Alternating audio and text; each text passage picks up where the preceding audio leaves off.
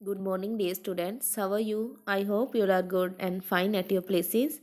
I am Himlata Vasist, your geography teacher. Today in this video, we will start a new chapter, chapter 17 of book first. That name is Ocean, Resource and Pollution. In this video, we study about the pollution of the oceans. कि oceans में जो pollution है और उसमें मिलने वाले जो resources है बेटा उनके बारे में हम जानेंगे। इससे पहले हम 3 चैप्टर्स जो हैं वो ओशन से रिलेटेड कर चुके हैं, जिसमें हमने ओशन जो फ्लोट्स हैं वो कैसे होते हैं, वहाँ की लैंडफॉर्म्स कैसे होती हैं, ये सब बहुत ही अच्छे से पढ़ा है। So let we started. Ocean covers 71% of the earth surface area and are great source of large variety of resources. In view of the world's rapidly increasing population, man's increasing requirement, and the Earth's fast depleting resources, it seems inevitable that man will have to depend heavily on ocean resources in times to come. Oceans contain huge amount of minerals, food resources and energy resources. अब देखो first जो paragraph है इसमें बताया गया कि हमारी अर्थ पर 71% जो रीजन है वो कैसा है, वाटर्ड है, यानी कि 71% भाग पर क्या पाया जाता है, पानी से ही वो पूरा का पूरा भरा हुआ है। अब बढ़ती हुई पॉपुलेशन को देख, और यहाँ पर बेटा बहुत सारे जो रिसोर्सेज के जो भंडार है वो यहाँ पर है। अब बढ़ती हुई पॉपुलेशन और उनकी जो डिमांड है उनको देखते हुए हमारी जो लैंड फोर्स है उस पर काफ़ी ज़्यादा जो रिसोर्सेज है उन पर डिपेंडेंसी बढ़ी है। और ऐसा लगने लगा है कि अगर जो ये नीड्स है इनको फुलफिल किया गया तो आने वाले टाइम पीरियड तक हमें किस पर डिपेंड होना पड़ जाएगा, ओशियंस पर। क्यों कहा भाई ऐसा? क्योंकि ओशन से बहुत सारे जो मिनरल्स है बेटा, रिसोर्सेज है वो यहाँ पर पाए गए हैं। इनमें minerals, food resources, energy resources, सभी टाइप्स के जो रिसोर्सेज है वो हमें ओशियन से मिलते हैं। सो ओशियंस एंड मिनरल रिसोर्सेज सबसे फर्स्ट टॉपिक है कि ओशियंस में मिलने वाले मिनरल्स कौन कौन से हैं। Nature has blessed ocean water and ocean floor with large variety of minerals. According to recent estimate, 1 cubic kilometer of sea water contains 25 tons of gold. अब देखो बेटा, ऐसा माना जाता है कि अर्थ, नेचर ने, प्रकृति ने जो वाटर है, समुद्री जो जल है और समुद्री जो बॉटम है उस पर बहुत सारे जो डिफरेंट वेराइटीज़ के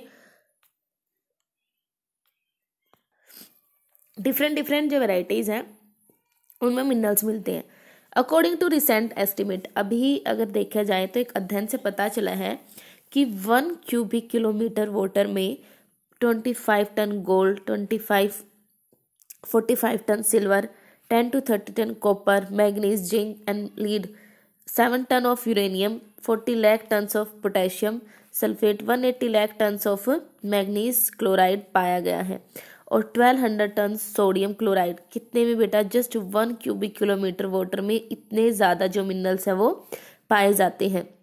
and this can give us idea of the vastness of the ocean resources. और यही सारी जो चीज़ें हैं उन्होंने एक आइडिया दिया है कि कैसे हम वेटनेस होता है जो असीम जो खनिज पदार्थ है उनका यूज़ करें। ओके, उसके बाद अगर आगे देखें हम मिनरल ऑयल्स, ओशियन से हमें मिनरल्स ऑयल भी मिलते हैं बेटा, खनिज तेल भी मिलते हैं। Mineral oil is the most important mineral obtain from the sea bed so far as the value is concern. Most of the oil resources are found on the continental shelves, but borings for deeper oil wells have been done in the recent past. At present, more than 75 countries are extracting mineral oil from the seabed. The main producers are the Middle East countries, USA, Britain, Norway, Netherlands, Iceland. जितनी भी middle east countries है बेटा वो सभी की सभी जो mineral oils हैं उनको निकालती है। और सबसे इम्पोर्टेंट रिसोर्सेज हैं ये हमारे मिनरल्स ऑयल और नेचुरल गैस है। और अगर हम बात करें ओशियंस की, तो ओशियंस में जो मिनरल ऑयल्स है, नेचुरल गैस है बेटा, वो मोस्टली कॉन्टिनेंटल शेल्फ्स पर ही मिलते हैं। ठीक है, found on the continental shelves. But अगर देखा जाए तो इसमें कुछ टाइम से, कुछ ईयर से बेटा काफ़ी ज़्यादा जो डीप वेल्स है, कुएँ हैं, वो भी खोदे गए हैं इन्हीं ओशियंस में, जिससे जो नेचुरल गैस है, ऑयल है, वो निकाला जाता है। ओके, अब इसमें सबसे मेन जो कंट्रीज़ है जो 75% से भी अधिक जो नेचुरल गैस या फिर पेट्रोलियम जो मिला है वो USA, Britain, Norway, Netherlands, Ireland, जितने भी मिडल ईस्ट कंट्रीज़ हैं वो सब इसमें इंक्लूड होती है। अब इंडिया में भी एक प्लेस है जहाँ से जो मिनरल सॉइल है वो निकाले जाते हैं।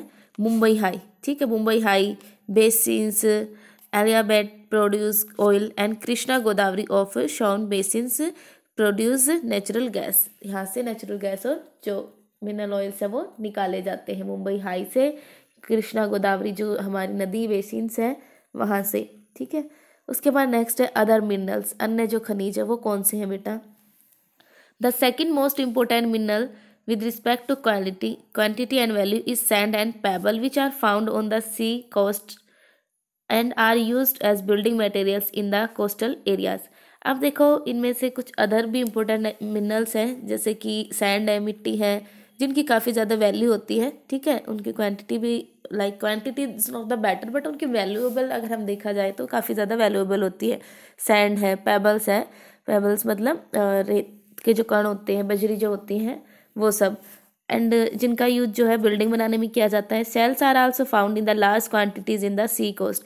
और जो सेल होते हैं बेटा घोगे, ठीक है, शिप जो होती हैं वो सी कोस्ट पर बहुत ज़्यादा मिलते हैं। These are use as a raw material in cement industry, और इनको कच्चे माल के रूप में यूज़ किया जाता है सीमेंट इंडस्ट्रीज में, ठीक है, जो सीमेंट बनाने वाले उद्योग होते हैं वहाँ पर। आइसलैंड एंड बहामास, ये दो प्लेस है बेटा, are main countries which are famous for mining shells. ये दो कंट्रीज है बेटा, आइलैंड्स और बहामास, आइलैंड और बहामा, इनके कोस्ट पर काफ़ी ज़्यादा माइनिंग की जाती है।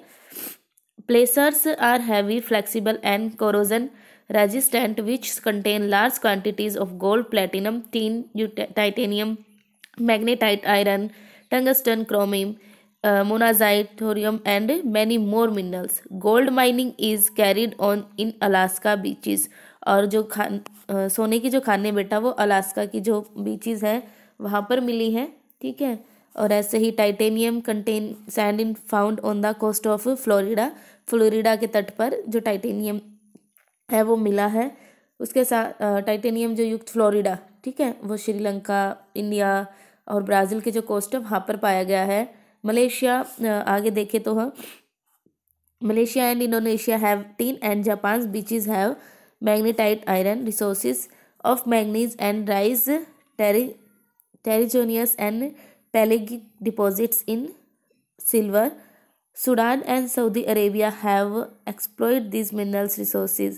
Deposits containing phosphate are known as phosphorite। अब उसके बाद देखो बेटा फॉस्फेरेट खनिज, ठीक है, फॉस्फेरेट जो खनिज से तो जो फॉस्फेरेट तलछटी होती है, जो निक्षेप होते हैं, जो डिपॉजिट होते हैं जहाँ से फॉस्फेट मिनरल निकाला जाता है, this region is nose and phosphite. इन्हीं को क्या कहा जाता है, फॉस्फाइट कहा जाता है।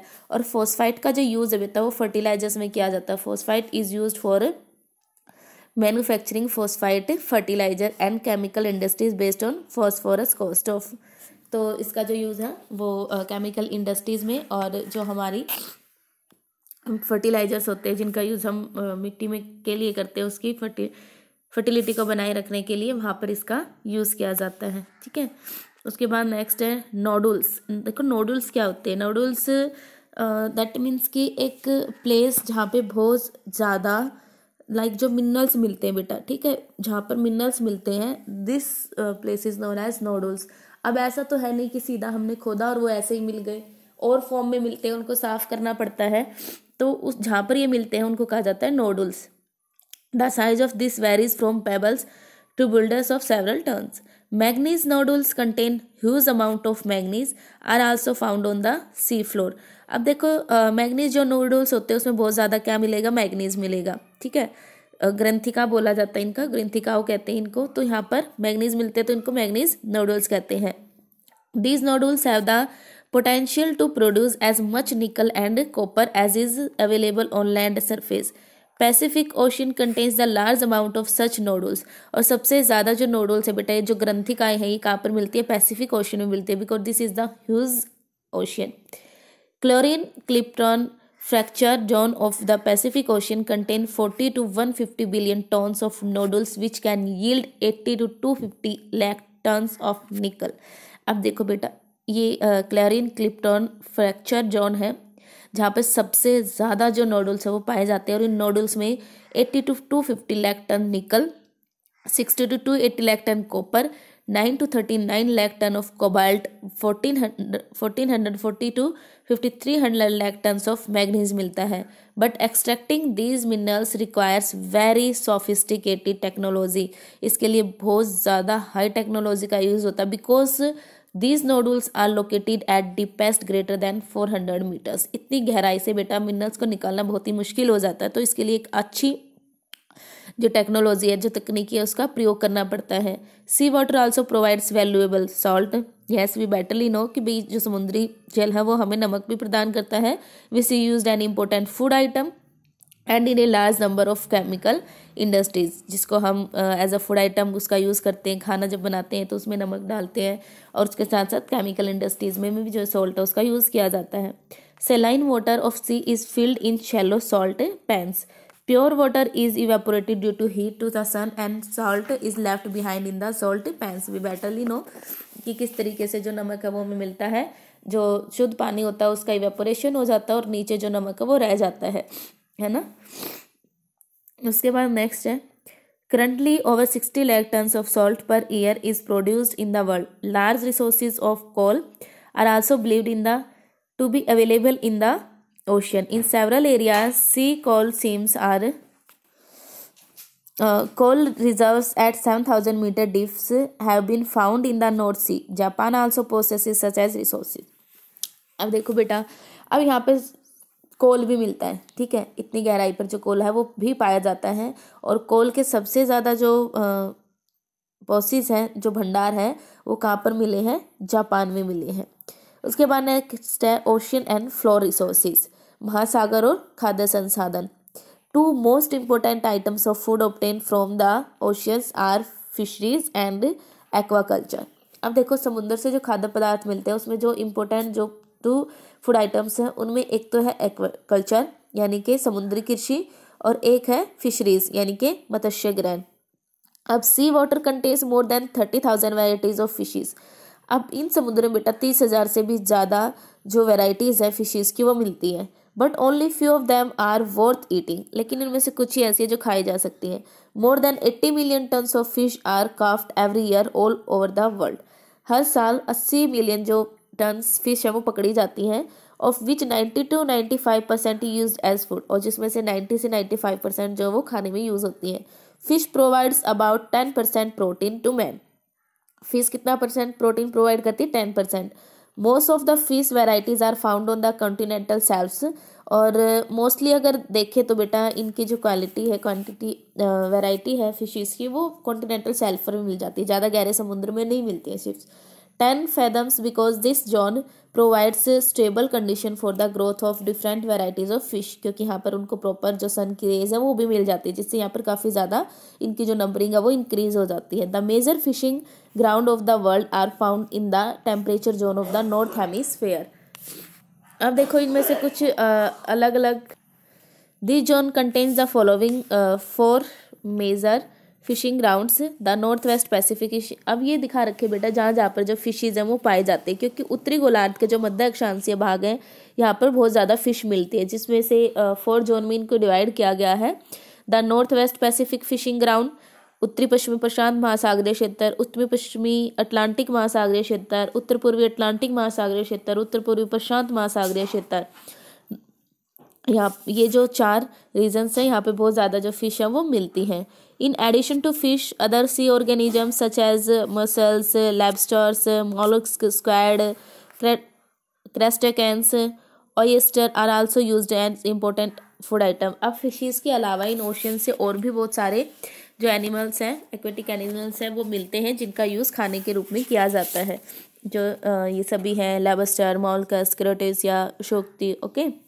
उसके बाद नेक्स्ट है seaweeds are found in almost all the sea, although a large amount of seaweeds grow in tropical and temperate zones. Seaweeds are used as food in China, Taiwan and Japan. सी जो weeds है बेटा, seaweeds होते हैं समुद्री शैवाल, ठीक है, इसका भी यूज़ किया जाता है, इनको भी उगाया जाता है ओशियंस में. मतलब उगने वाला है, ये एक प्लांट है जिसका यूज़ खाने में करते हैं मोस्टली चीन, ताइवान और जापान पीपल्स, ठीक है.